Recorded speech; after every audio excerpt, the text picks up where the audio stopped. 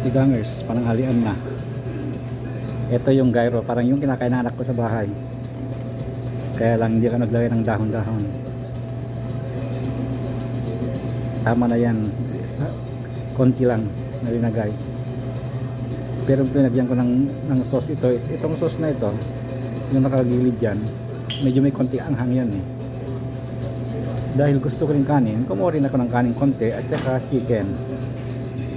At saka aking zigo na zigo, ay danyo. Tikman natin yung zigo.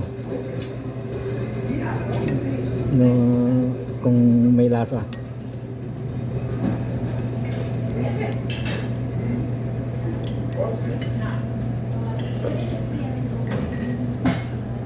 Masarap din.